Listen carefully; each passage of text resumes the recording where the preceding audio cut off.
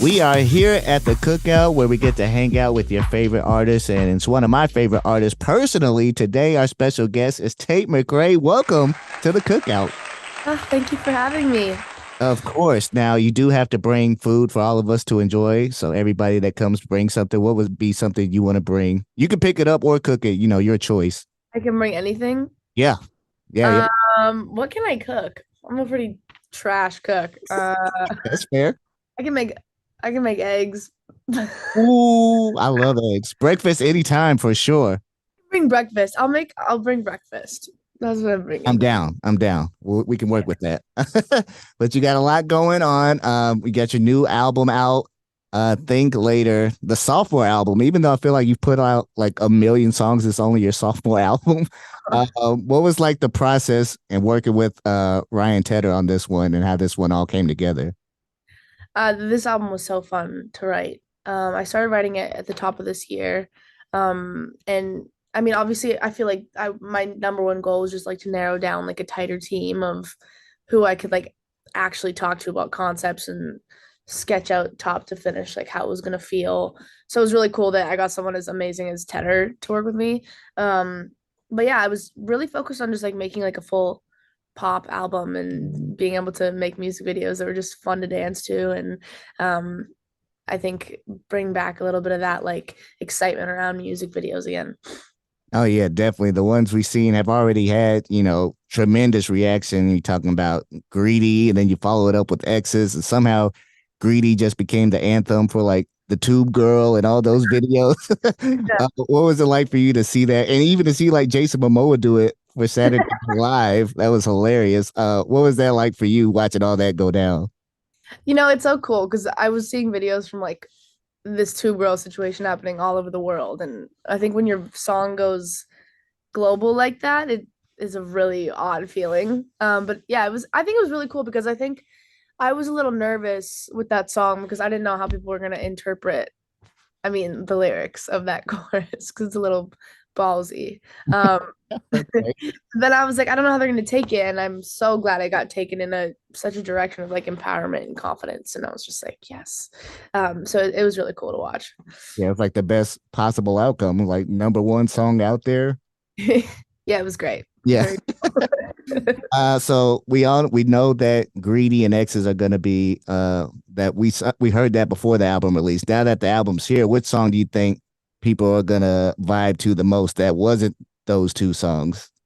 I have Run for the Hills is one song that I really adore, and then the song called Hurt My Feelings, which was also a single contender before X's came around.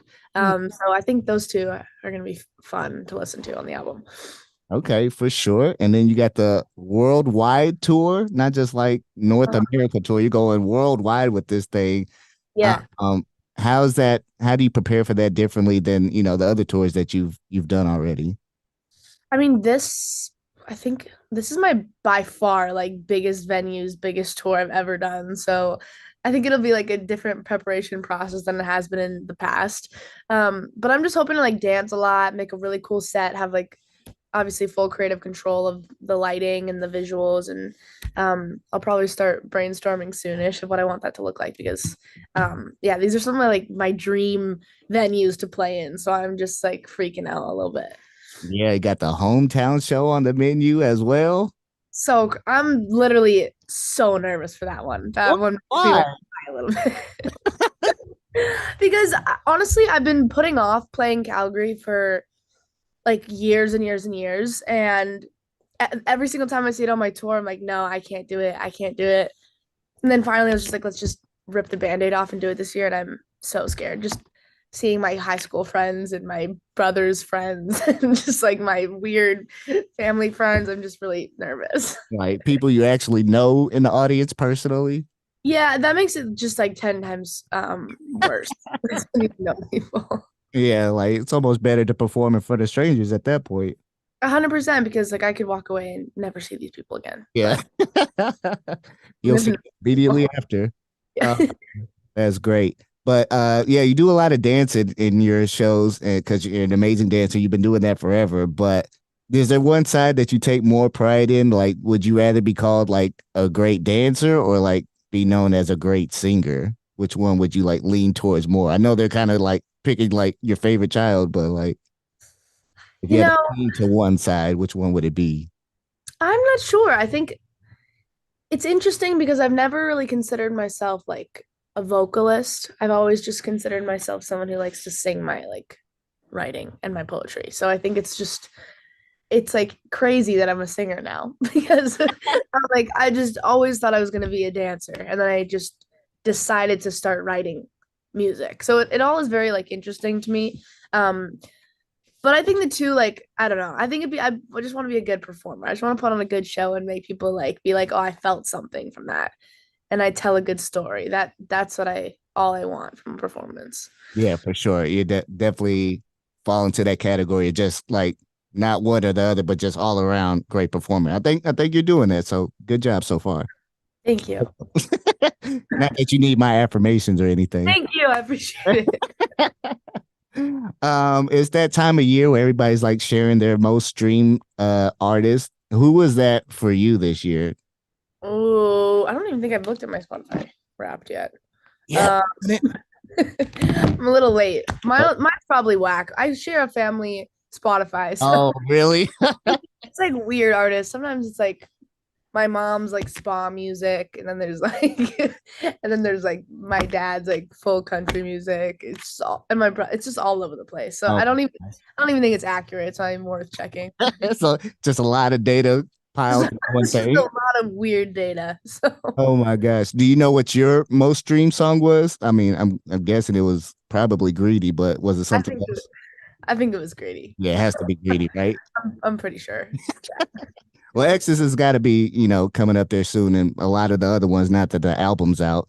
But I wanted to ask you, feel free to not answer this one because with, talking about your exes, like, feel like Greedy's kind of a anthem towards exes too, but like, what are your exes doing that they're dropping the ball with Tate McRae? Like, how are they messing these things up? What is there one thing is specifically, or is like different things, or maybe it's just like this doesn't work out this time.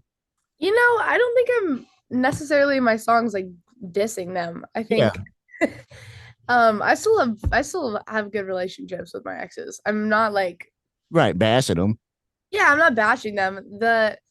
Even the song Exes, it sounds like it's like an diss your ex record, but it mostly is like dissing myself.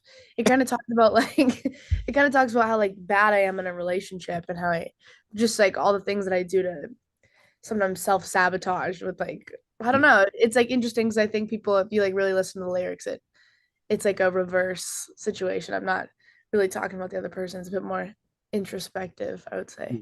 Well, that's very adult and mature of you to take responsibility and accountability for that. Thank you. All right, last one before we let you go. Got the album out. If you could have like a featured artist of your choice on any of these songs, like you had to do a remix later down the road, Oh, then you could visualize an artist being good, perfect for one of these songs. okay. I would either want Post Malone to get on a song Okay. or Noah Khan to get on a song or The Weeknd. That Ooh. that would be the dream. What if we get all three on the same song? On the same song would be a crazy. Let's make it a 15-minute long song. Yeah, I think so too. Oh, that's great. Oh, thank you so much, Tate, for taking the time.